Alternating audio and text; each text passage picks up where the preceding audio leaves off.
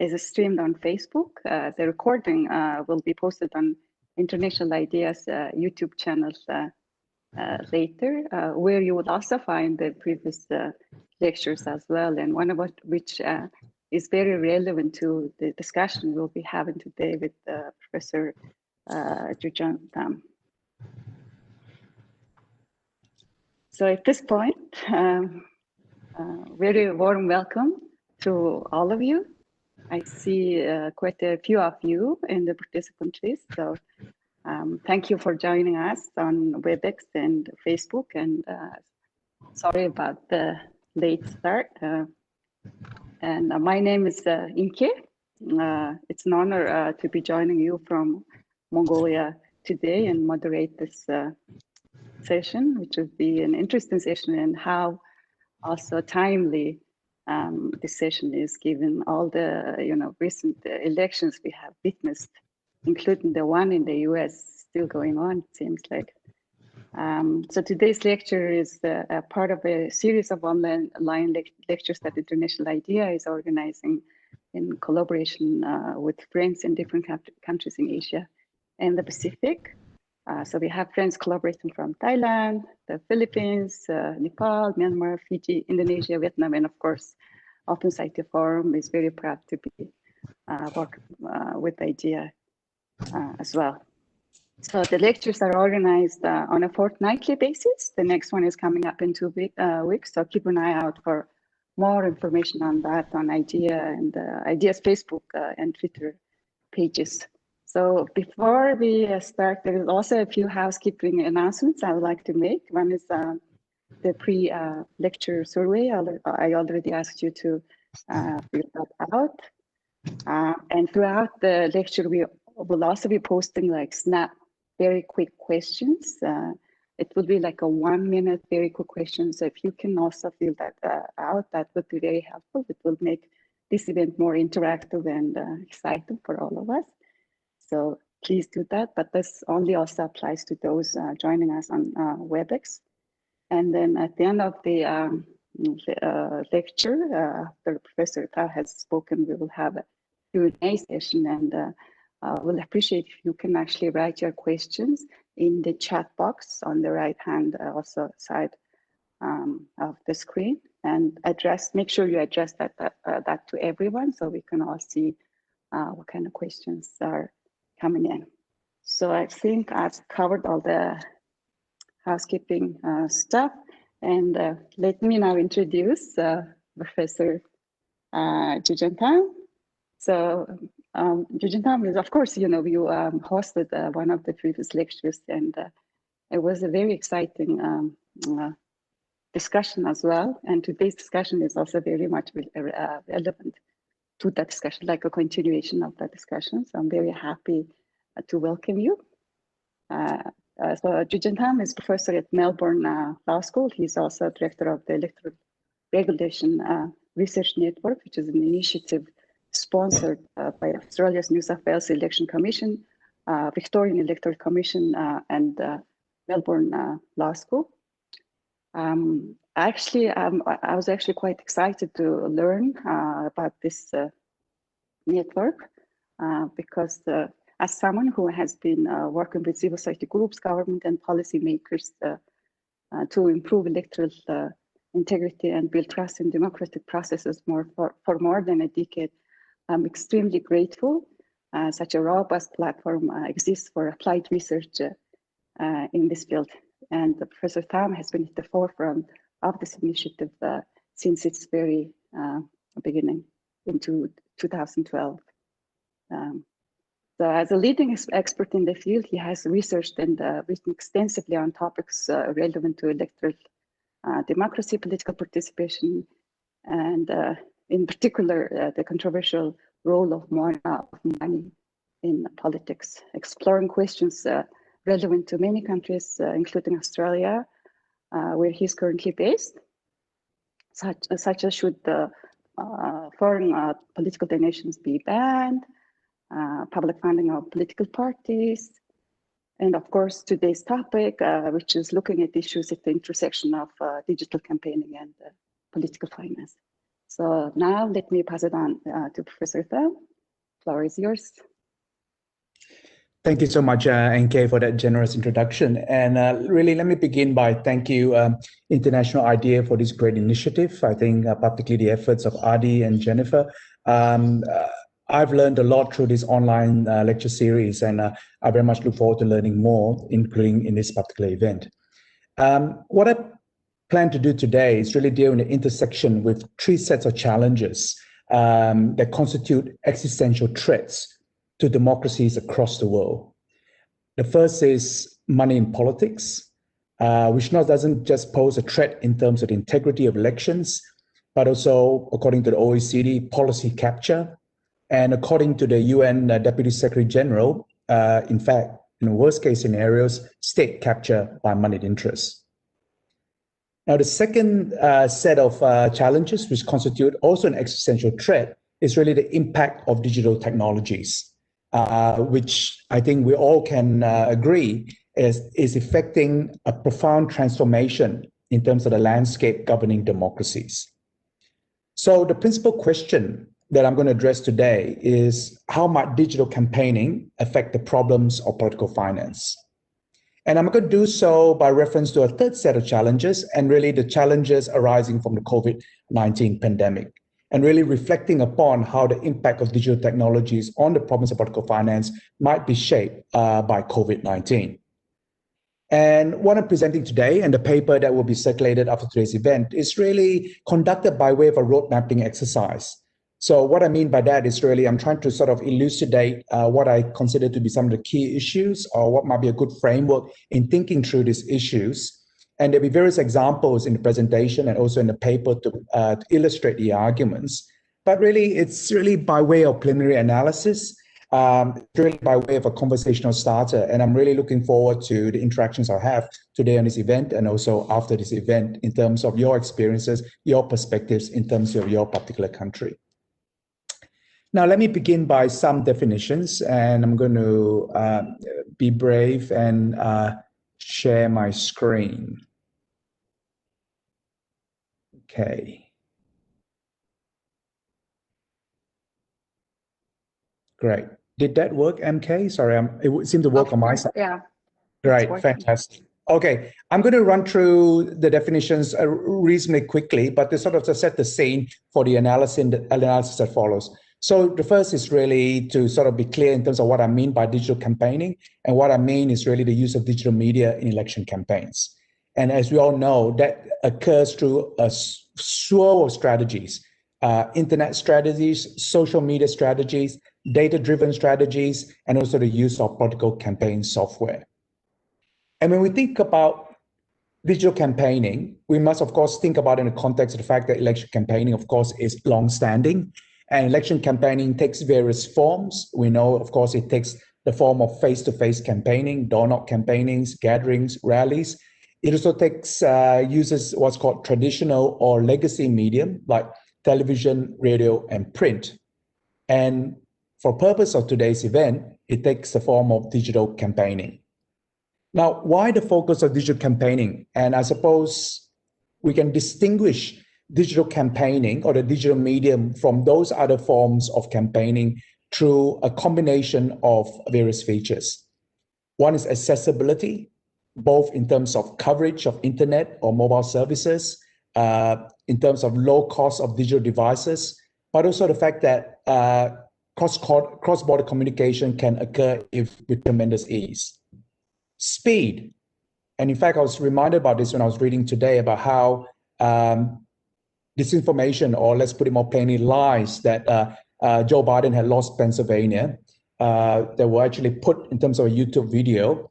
And in 12 hours, according to a piece in New York Times, it had been viewed 900,000 times. So that goes to the speed in terms of the communication and the distribution and production of content.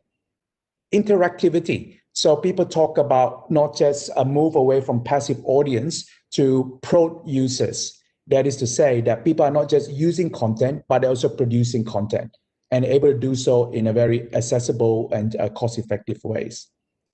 Targeting, and this really connects to the use of data, both in terms of collection, harvesting, algorithms, analytics, and also personality profiles. And the last feature I'll point out is, of course, anonymity. So that in terms of digital campaigning, information can actually be promulgated without the entity being truly known, including by messages sent by computer programs or automations, for example, like the so-called bots. Now, what is clear is, of course, that digital campaigning can have an upside in terms of the integrity and the robustness of democracies, both in terms of broadening and deepening political participation, communication, deliberation, and accountability. In elections, digital campaigning can, in fact, be a source of richer and deeper voter information. It can provide for more effective campaigning by political parties or other political organizations. Now, at the same time, what we of course know is that there are clear threats in terms of digital campaigning. Now, I can't seem to, there we go.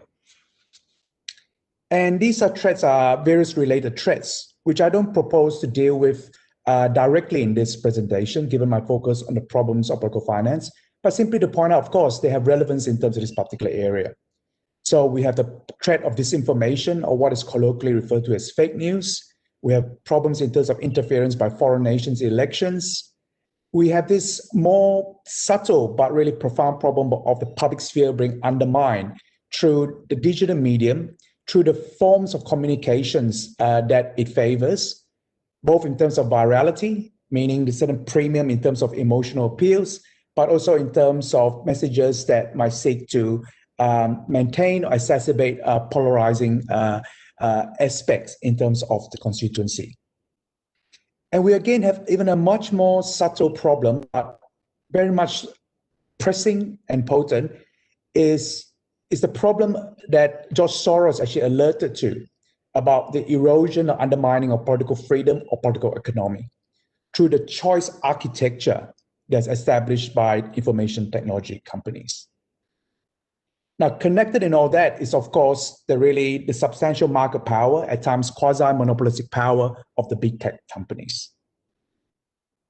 Now, all these are really is beyond the scope of my presentation or paper to deal with this in any sustained way. What I propose to do is, of course, focus on the problems of political finance. And by political finance, I'm going to adopt the very helpful definition that's set out by the International IDEA Handbook on Political Finance as, to quote, the financing illegal and illegal financing of ongoing political party activities and electoral campaigns. In particular, campaigns by candidates and political parties, also by third parties. Now, when we think of political finance, or specifically problems by political finance, they of course manifest themselves in various ways. And they are quite strongly shaped by the political economies of different nation states. Now, given the audience for this lecture, I'm going to focus on the Asia Pacific. Now, that cuts the complexity of the task somewhat, but not by much. Because we of course know that the Asia Pacific region is the most populous region in the world. It's very heterogeneous, including in terms of the different regimes it has, authoritarian, hybrid, and democratic regimes, and democratic regimes performing at varying levels. But for the sake of analytical simplicity, let me sort of present in a sort of a stylized way, what are problems of political finance in the Asia Pacific region. And what you have in that slide is me sort of drawing heavily on two important international IDEA publications, identifying what are the sort of key challenges in terms of political finance in the Asia Pacific region. What I'm going to do for further analytical simplicity is really cluster these problems under two headings. The heading of corruption, and here I include problems in terms of abuse of state resources, clientelism, intersection between business and politics, illicit funding, and vote buying. in my mind, these are really just different ways in which the problem corruption manifests itself. And then the second heading is about unequal electoral contests. And here I'll include in this particular grouping the lack of resources for opposition parties and female candidates and regulations discouraging competition. Now, with this unequal lens of corruption and inequality in electoral contests, let me now turn to the question. Two questions, flip side of each other. How might digital campaigning address the problems of political finance? And how, conversely, might it worsen the problems of political finance? Now, what we can see in terms of the upside or the possible upside of digital campaigning in terms of addressing the problems of political finance is that it can provide a very effective tool in terms of dealing with these problems, both in terms of corruption and secondly, I'll come to in terms of equality in the electoral contest. Now, it can provide a tool if, in fact, there were digital systems of reporting and disclosure set up by public agency, for example, electoral management bodies, which enable the public and civil society organizations greater ease in following the money. And in fact, if you combine that kind of data in terms of political funding together with effective search tools with information concerning lobbying, assets, and money laundering, and this, in fact, was what was recommended by the 2017 International IDEA Global State of Democracy report, these tools can be quite potent weapons against policy and state capture by moneyed interests, including their use of illicit funding. Another way in which digital campaigning can be used as a tool is, of course, in anti-corruption campaigns. So we saw this, for example, in Malaysia with the campaign against former Malaysian Prime Minister Najib Razak for his diversion of funds from 1MDB. We see this in terms of anti-corruption campaigns in Indonesia, including campaigns by KPK.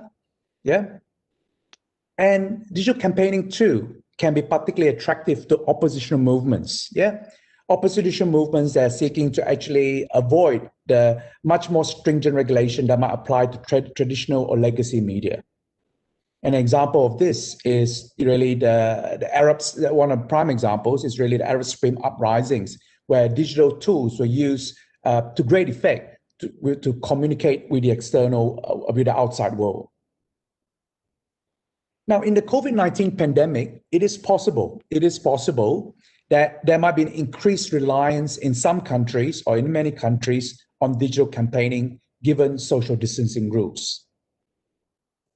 Now, having said that, I think the extent to which there's such an increase or the extent to which digital campaigning displaces other forms of campaigning, I think is unclear or somewhat moot. One can, for example, just as examples, the rallies that were held by presidential candidate Trump in the recent US presidential election. Or another example closer to where we are, campaigning in the upcoming December regional elections, where there seems to be a continuation in terms of face-to-face campaigning. Now, that said, if in fact digital campaigning acts as a replacement for face-to-face campaigning, it is possible that it might actually disrupt some the dynamics of vote buying as a result. And it's something to monitor. Now, digital campaigning can also be, can provide for a more level playing field.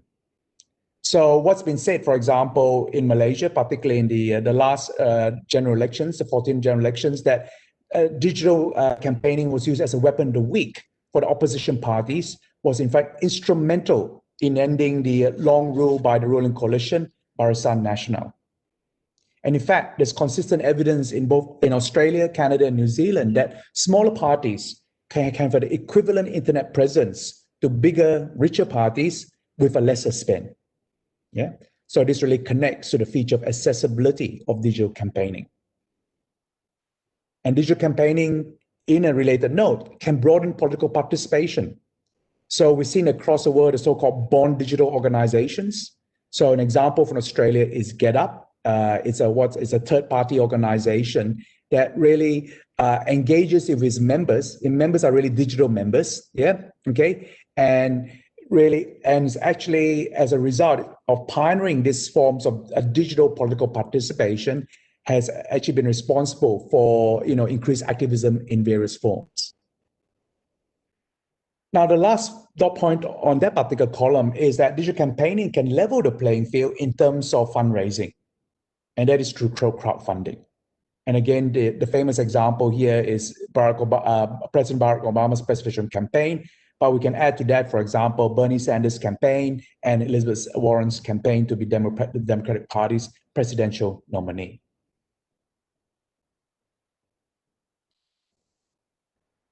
Now, let me come to the flip side of the question.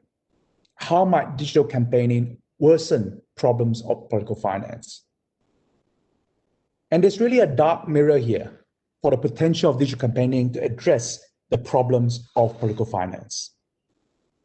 Digital campaigning doesn't necessarily lead to transparency or sunlight necessary as an antidote to corruption. On the contrary, it relies in key respects on secrecy. Now, this is obvious in terms of anonymity, but it's also the case with digital micro-targeting, with each carried out to the granular level of targeting specific individuals, constitutes dark advertising. That is advertising that's only known between the creator and distributors of the advertising on one hand and the individual recipient on the other. And furthermore, in terms of the opaque forces shaping digital campaigning, is the often impenetrable use of big data. And we saw this vividly illustrated by Cambridge Analytica's activities in the United Kingdom's Brexit referendum. And neither is digital campaigning the sole or dominant preserve of oppositional movements. Indeed, it can be used effectively by dominant political parties and those seeking to avoid accountability. In many authoritarian regimes, for instance, social media has been co-opted as a tool for information control. To suppress fundamental human rights, to discredit political opposition, and to drown out political dissent. In Indonesia, for example, anti-corruption campaigners who have been subject to digital attacks, including the use of bots and trolls, which appear to have been orchestrated by elements within the Indonesian government. Now, the COVID-19 pandemic has in fact worsened the situation by providing a convenient excuse for some governments for suppressing digital speech, with some governments targeting online dissent on the pretext of combating fake news concerning the virus. In this disturbing way, the pandemic operates, according to the UN Special Rapporteur on the promotion and protection of freedom of expression and speech, as, to quote, a pathogen of repression. Now, the broader point to be made is that digital campaigning is not intrinsically a weapon of the weak. It is also a weapon of the strong. And more pertinently for this paper, digital campaigning is easily deployed by those with a greater amount of funding. And this arises most fundamentally from the fact that digital campaigning is not only organic, that is in terms of free content, but also paid. And paid digital campaigning can enhance the scope and effectiveness of campaigning in various ways. And you see in terms of the third dot point in the right column, the various ways in which paid digital campaigning can enhance its effectiveness. Data-driven strategies, Cambridge Analytica again being the vivid example. Paid advertising, of course. Cyber troops. And what I mean by cyber troops, and I'm using a definition here from the Oxford Project on Computational Propaganda, what I mean to refer to are government, military, or political party teams committed to manipulating public opinion over social media. And what that project has found is that the number of countries in which cyber troops are present have increased dramatically in the past few years, from 28 countries in 2017 to 48 countries in 2018, and now 70 countries in 2019. And the use of cyber troops is clear in terms of the Asia-Pacific region, We saw this clearly in terms of the 2019 Indonesian presidential elections and also in terms of the last Malaysian general elections. And in terms of the strategies here and in terms of digital campaigning, the distinction I put between organic and paid can often be blurred. Often, paid digital campaigning is directed at eliciting organic campaigning. And sometimes it can do so by masquerading as organic campaigning. Now, take, for instance, the paid use of social media influencers, such as buzzers in Indonesia. Their effective use will largely depend on others perceiving that the opinions of the influencers are generally held and not the result of financial inducement. Another way in which the paid form of digital campaigning occurs, which is important to foreground, is the digital campaigning industry. And in important respects, this industry is transnational. So one example is really one of the companies at the heart of the Cambridge Analytica controversy, SCL Elections. Now, according to the UK parliamentary report on fake news and disinformation and fake news, SCL Elections had campaigned elections for prime ministers and presidents since 1994 in at least 28 countries. Now, a more recent example is the 2020 New Zealand elections, where the so-called bad boys of Brexit, Aaron Banks and Andy Wigmore, the two chief architects of the Leave EU campaign in UK, provided paid support to Winston Peters and his party, New Zealand First. Now, through all these paid forms, digital campaigning can heighten the risk of corruption by inflating the cost of election campaigns. So the cost of election campaigns increases, so the need for political parties and candidates to raise funds. And given the pre-existing clientelistic relationships between parties and business, the main source of funds will be corporate funds.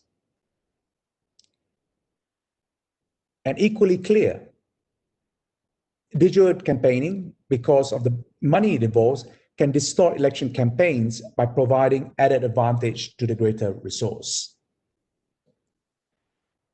Let me end by pointing out another problem that's also important to bear in mind in terms of digital campaigning. It gives rise to new ways of abusing state resources. And the use of government data by incumbent parties is a case in point. So in Malaysia, for instance, again, from the last general election, there's evidence that Barisan Nasional parties access and use personal data collected by government agencies for their election campaigns. And the pandemic may in fact exacerbate this particular risk by increasing the legitimacy of government gathering and using personal data of the citizens to contain the spread of virus, notably through health surveillance, such as contact tracing, but also through the diminution of accountability measures as governments operate in so-called emergency mode.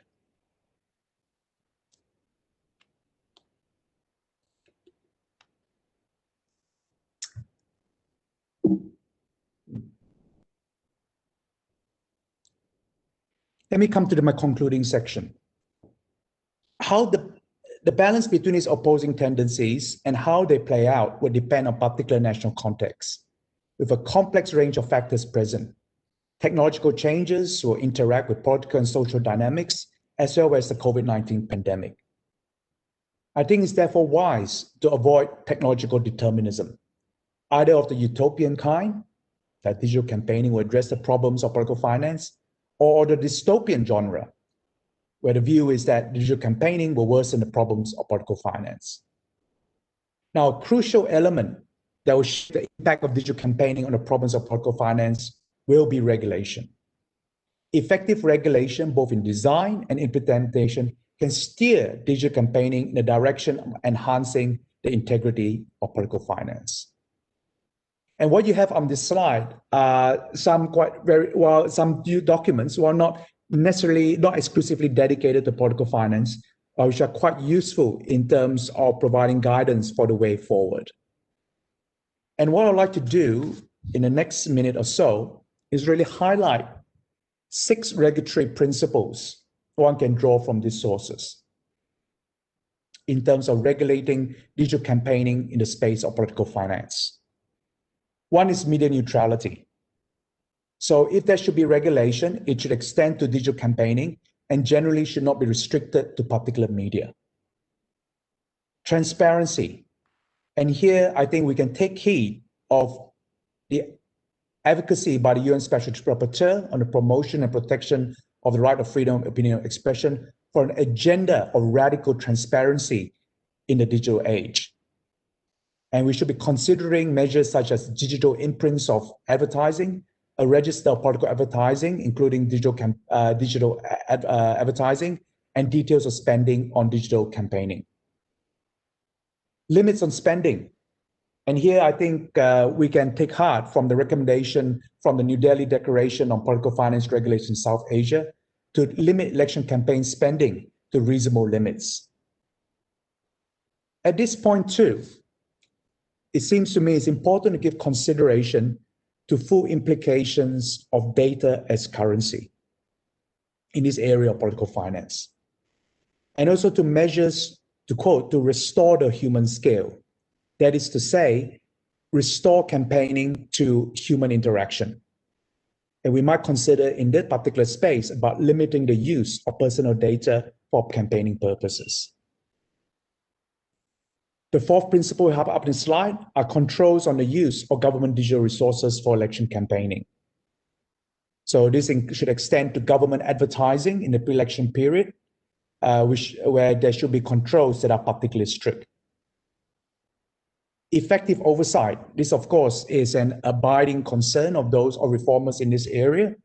And it seems to me that in this space of digital campaigning, as with political finance regulation generally, there should be an oversight ecosystem comprising of independent and professional electoral commissions, anti-corruption agencies, interagency collaboration, courts, as well as political parties and civil society organizations. The last principle, regular and frequent information sharing and review, is particularly vital. We're in the midst of an acceleration moment in technology, which will have a profound impact on the workings of democracies. As former Secretary General of the United Nations, Kofi Annan, put it, technology does not stand still, neither can democracy. Thank you. Thank you very much. So just to remind our participants, if you have questions on this topic to Professor Jujantam, you can go to the chat box on the right side of the screen and address that to all panelists so we can see your questions and I can read it out to everybody. And then we can have discussion around this topic. Also, we have, like among our participants, we have a few experts joining us from Indonesia, Philippines, and Malaysia. And since this is such prominent kind of challenge now that is affecting elections all around the region, actually globally, we thought it would be interesting to also hear from some of the participants to add to what Professor Pham has presented to us and see how this challenge of the digital campaigning is affecting the challenge we already were struggling with in our region in terms of the role that money plays in our elections and politics. So Ninis, if you can hear me. Ninis, are you here with us?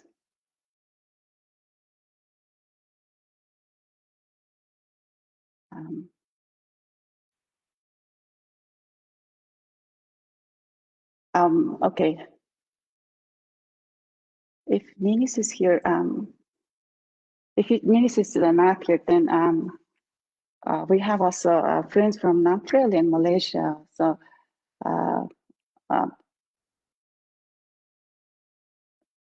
joining us today to offer insights into how digital campaigning is also unfolding in their recent elections and how it's also contributing to the problems we have in terms of political corruption you, Professor Tam described.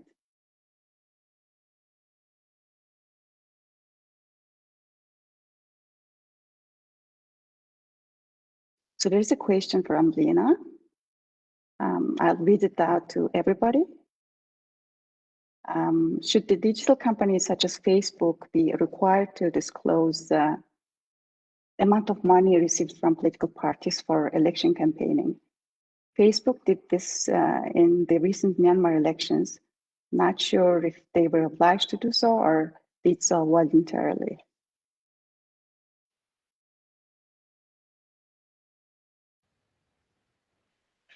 Professor Tam, would you? Do you want me to answer that? Yeah. Yeah. Yes, I think so. I think the answer is yes. And if you want the UK Electoral Commission report that you have in the slide, as well as the UK House of Commons report, essentially makes that recommendation. And I think this is where I think it comes head to head with the other problem with digital campaigning I mentioned, which I said I wasn't going to cover in any sustained detail, the power of the big tech companies.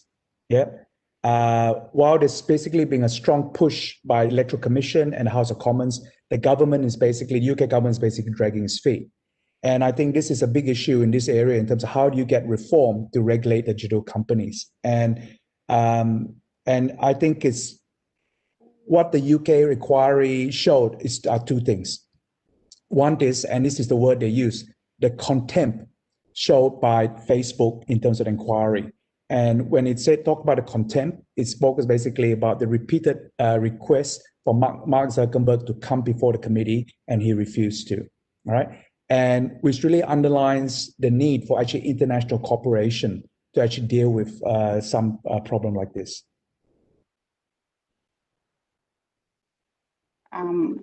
Actually, if I can just add a little bit of perspective also from Mongolia, Facebook has this new feature ad library, which they actually launched in Mongolia in our last June election. But it wasn't really an effective thing to do because, for that ad library to actually work and contribute to transparency around money in politics, the candidates and political parties actually have to go through an authorization process and then label their advertisements as political. But that didn't happen because there was no requirement in our local laws requiring this kind of transparency on the part of candidates and political parties, also third parties doing campaigning during the official election campaign period, as well as, before and after. Yeah. So this actually brings to an interesting point because elections are national state things, right? These are important political events happening within national states. But when it comes to Facebook and Twitter, these are transnational companies. And even though they are trying to do something in response to the challenges we just described in this lecture, if the national laws are not on par with these new policies, Mongolia's case kind of shows that it's actually quite useless. Yeah, no, I agree with you, Jay. You need authorization laws, right? I mean, you need to have a regulatory framework.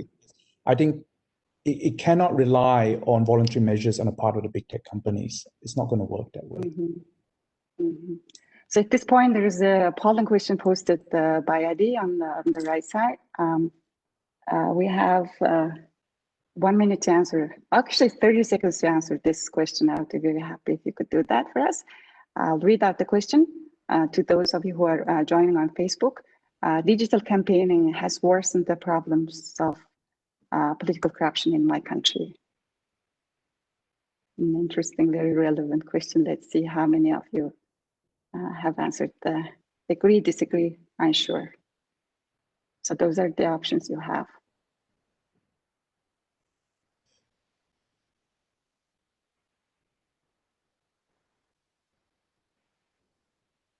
So again, if you have questions, please write your questions in the chat box, those of you who are on WebEx, and please make sure that you address that to all panelists.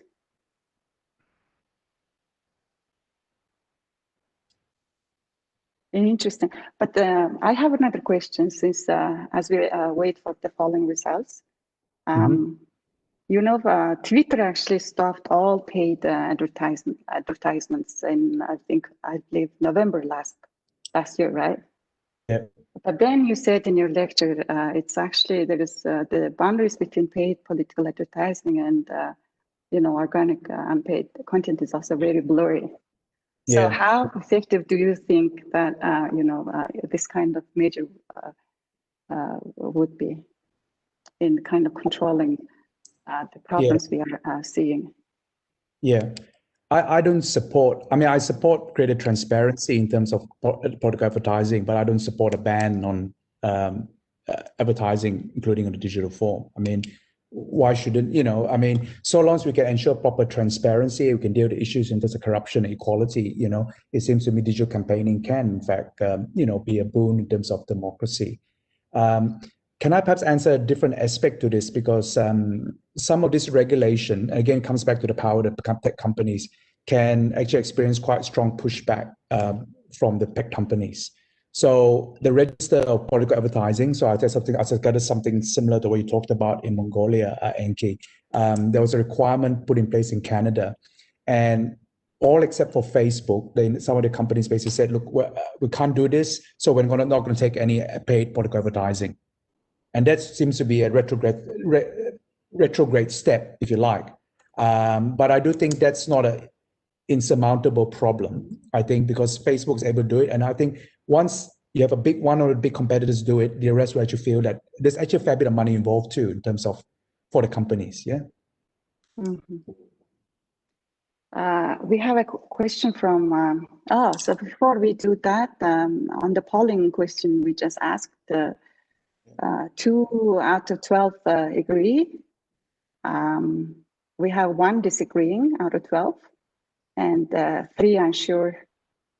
Yeah. So most of us agree or unsure about the how it contributes to corruption. And then we have a question from Michael. Can you speak a little bit more on cyber troops? Would the government social media units fall under this category? Thanks. So let me just repeat the definition cyber troops I'm using, and it's not my original definition. It's from that the Oxford project, and I'll put a link into the chat shortly. They define it as government, military, or political party teams committed to manipulating public opinion over social media. So the answer to your question is yes, right? It includes government. And I suppose in this too, we're not just looking at about private actors, we're also looking at government actors in terms of the digital campaigning space. Now I'll put a link here where you can see the Cyber Troops report.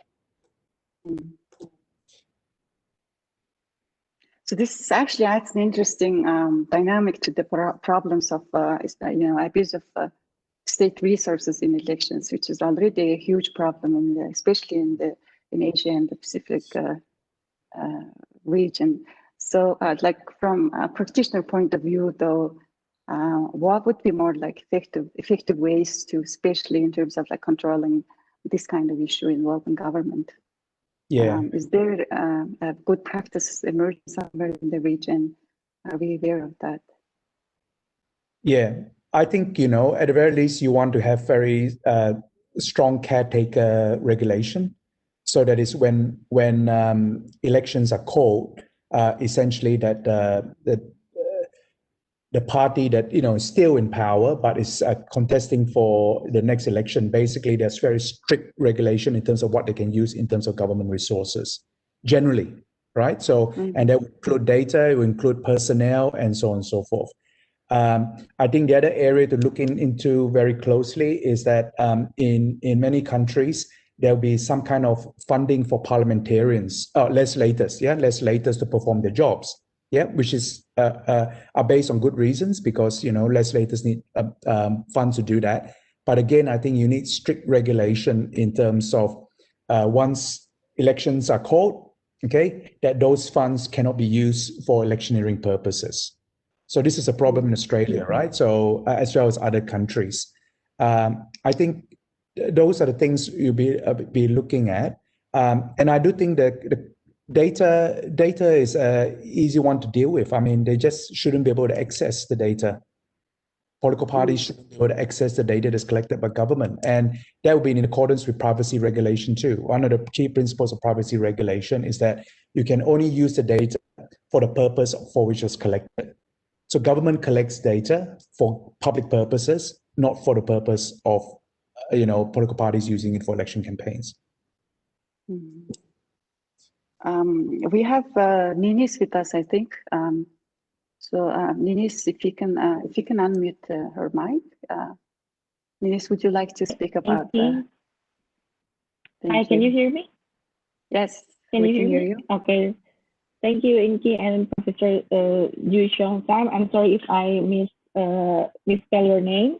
I'm Ninis from Indonesia. I'm just gonna give some brief thought about what happened in Indonesia. We are going to have local election in December 9, 2020, and in the context of election amidst COVID-19 pandemic, actually the government and also the election management bodies also encourage the contestant to use the online media or virtual campaigning. But it seems that the contestant still feels it is more effective if they do the conventional campaigning, so they are not use the media maximally. But I think a social media campaign, it is cheaper, and I think it is easier. But we in Indonesia, we don't have an effective regulation to tackle the challenge that Professor Yu Xiong Tam said before, because the regulation in Indonesia only limit the number of accounts that can be used by the contestant. For example, in the provincial level, they are only limited to have 30 accounts of media social. And in the district level, they are only limited to have 20 social media accounts. So, and I don't think it is effective to tackle that kind of challenge. For example, misinformation, hoax, disinformation, and so on. Because we have a problem because in social media campaign, I think the public can have direct access to the contestant, but when the election management body only limited the number of the social media account, and they only have time to have campaign at only 14 days before the before the election day, it is still not solve the challenge, because I think the effective way is to push the transparency. Like you said, there is micro targeting in social media. We should know how the social media platform works, how some content of media social how the social media content can be distributed to the special group or so on, and also the transparency. We don't have that kind of regulation. That is the Indonesia context. So actually, I also have a question for Professor Yu Xiong Tam. What is the guideline or the essential to oversight social media campaign? Because I think the limitation, if we only limit the number of social media that registered by the contestant, it is not effective, because there is a buzzer, you said, social media army that can spread the disinformation and misinformation to the public. And the social media, the disinformation and misinformation can be one factor that can what we call it, that can rise, I mean, if there is disinformation, misinformation, or hoax that spread in media social, and then it can impact to be the demonstration in the field, for example, if the result of the election is not accepted by the public. I think that's my comment and question, Inky. Thank you. Thank you, Yanis. There's actually another question from Indonesia, and I think it's related. Is it possible to limit ads on social media? In Indonesia, candidates only can have ads on social media for 14 days. Yeah. I think the way I'll answer this is, I think with the first principle I had is about media neutrality. What I mean by that is that regulations that don't select out particular medium, whether even be social media. Yeah. So for me, the primary concern in this area is about, put aside the questions of disinformation, put aside the question of foreign interference. I just want to focus on political finance, right? Okay. The problem is about money. Yeah. And that money finds different ways to influence electoral outcomes. Okay. So we should be developing regulation that captures all forms of election campaign spending. Yep. Okay. And I would include in that paid advertising, but I would include in that a payment of cyber trolls. I would include in that use of money to purchase data and data analytics. I would include in that payment of buzzers, or social media buzzers in Indonesia, but pay social media influencers. And if we want to talk more specifically in terms of a drafting legislation, what I would think would be a helpful way to move forward is think, okay, you have a concept of electoral expenditure that is very broad, that captures traditional media, face-to-face, digital media, yeah? And you could have an inclusive list of specific media, just to make clear that parties and candidates and other political organizations know what should be disclosed. So you might put in there, okay, we want to specifically know how much you spend on social media, how much you spend on, data analytics, and so on and so forth. But I'm definitely not in favor of regulation that's targeting particular media, because what would happen is that money will find a different way. That's problem number one. Problem number two, we know this area is evolving so quickly, right? Okay. You think about it. I mean, according to the Cyber Troops report, Facebook is still king in most countries. Yeah. But we know, of course, that's not the case in all countries. As I understand it, for example, in Malaysia, is WhatsApp. That's actually the primary way of actually, campaigning in terms of social media and so on and so forth. And I'm sure other people can give other different examples. So, but if we start targeting particular forms of media, we'll find that the technology will outstrip our regulatory scope. Thank you for that answer. Yanis, do you have any other follow-up questions? So at this point, we'll have another quick poll question that Adi, our friend, has just posted. It's on the right side again. I'll read out the question for you. Digital campaigning has caused unfairness in the elections of my country. The answer choices you have are agree, disagree, unsure. So have fun answering the poll question, and I'll also read out the answers to you in a minute. You have about 30 seconds left to answer this snap quiz question.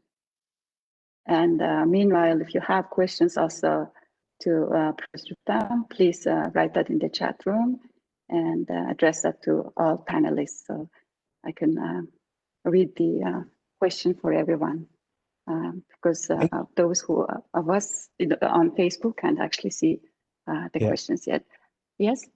I think there's a question that maybe it didn't go to everybody, but I went to the host and presenter. So I think it's from Titi Angriani. Do you want me to read that out, or you want to? Oh, yeah, sure. Go ahead. I can't see that, so you can.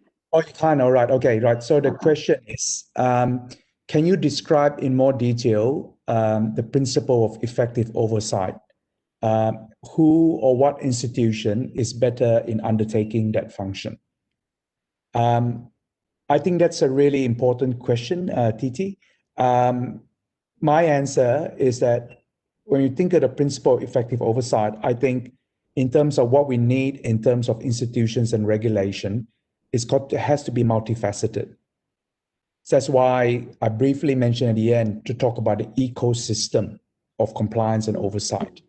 You actually need a whole range of different bodies working in concert to bring about a culture of compliance, right? So, I mean, of course, the electoral management bodies, electoral commissions are important, and you know, in terms of the sharper end of things, anti-corruption agencies, but you also need political parties and civil society organizations involved. And on the last part, what I would stress is this, is that oversight needs to be occurring externally. That is to say, external to the parties and candidates, but the parties and candidates themselves, as any other political organizations, need to be able to develop internal systems of oversight, yeah, to ensure that there's proper compliance with the regulation.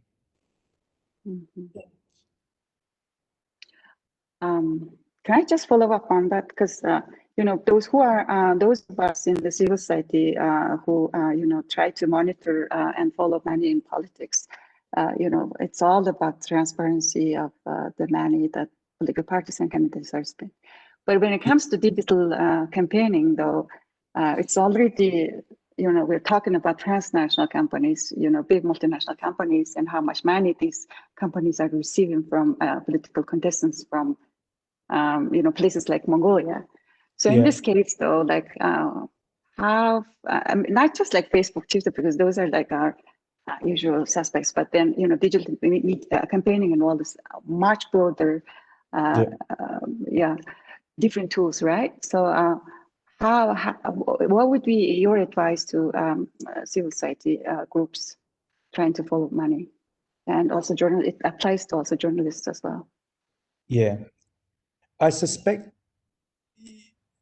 what I think is a necessary requirement is that there needs to be actually a public database of reporting and disclosure. And it's a publicly funded database of a database in terms of disclosure and reporting. Because it really seems to me that, you know, in all countries, and perhaps only US is the exception, but even the US relies upon public data. Civil society alone cannot produce the data and information to follow the money, right? Okay, it can build upon a base of public data and then undertake further investigation. So I think that is got to be the key priority. The key priority are proper disclosure laws and a proper public database.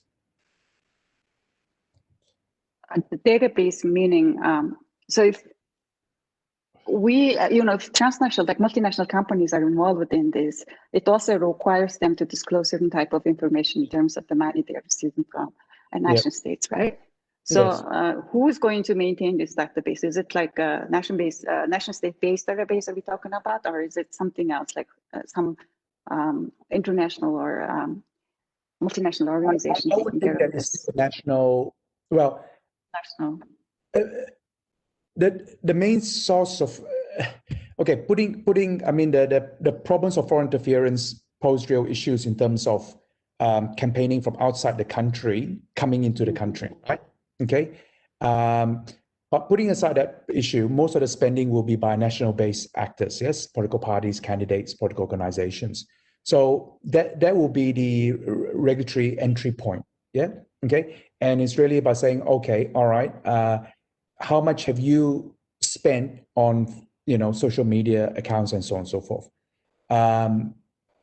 Where does the big tech companies come in is really with the transparency in terms of the political advertising. So basically telling people, okay, this is a political ad, okay, or how, if there's micro targeting, how did this, you know, why did we end up actually targeting MK? Was that because of particular data? What data did they use to end up targeting you, right? Okay, so for them, they're still involved, but in a different way in terms of transparency. I see. Well, it's definitely a double-edged sword. Like, you know, it seems like as we progress through this discussion, the darker side is actually weighing more than the, you know, benefits of digital campaigning. It seems But then you mentioned in your lecture that, you know, in certain places that, you know, long-term problems like vote buying is decreasing because we now have maybe. Maybe, yeah. So I'm not, you know, I'm just saying, and we just, I mean, I'd be interested to know other people who think, I mean, I suppose, like, I mean, Indonesia, the upcoming regional elections will be a good case study to look at whether, you know, what I've hypothesized, it might possibly be true, kind of thing. I think, let me pick up your point about double-edged sword. I think you're quite right in pointing it out. I think that's why, you know, I ended up the lecture by saying, look, we should not we should not, you know, see this as a binary issue. I think it's a much more complex situation. Is that also, I've called for regulation, but we also got to be careful that regulation, of course, can be abused by the parties in government, right? And we've seen this, you know, in a related sphere in terms of fake news legislation, right, where it's been used to stifle dissent. And so I think we need to design the regulation carefully, and importantly, I think the implementation needs to be entrusted in independent organizations like the electoral management bodies. But the problem with that, though, is like a lot of the AMBs are not sufficiently equipped, you know, to deal with these new emerging challenges. So that would be something also for us to be concerned about, I guess. No, I agree. No, I agree. Yeah.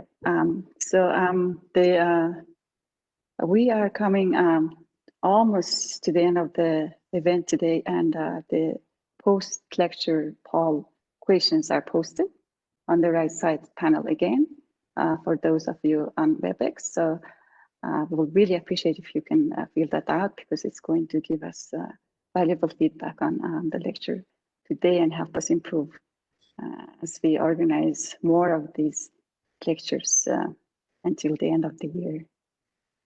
Meanwhile, I would like to thank Professor Jijantam for today's brilliant lecture, and also your contribution to previous lectures as well, which was very interesting. Actually, I had to watch it over and over again.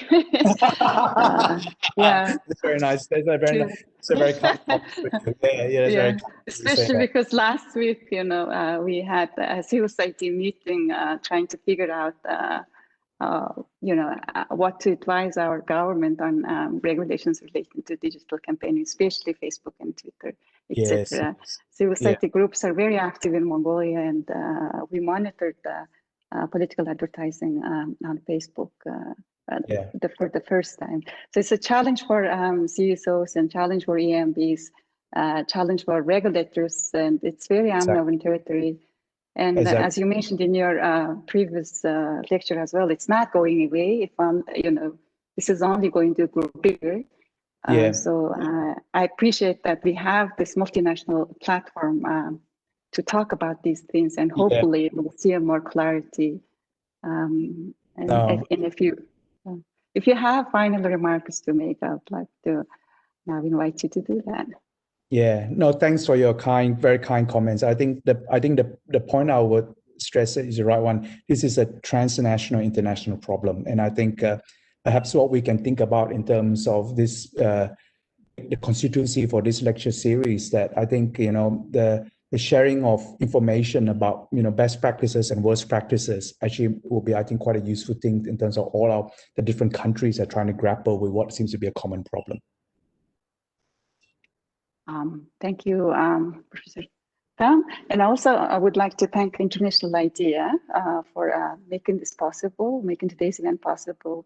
And also our friends from Asia and the Pacific joining us today from your different countries, and from some of the places. Actually, I think it's quite late now, so especially to those of you who are joining very late, thank you very much for making today's event more exciting.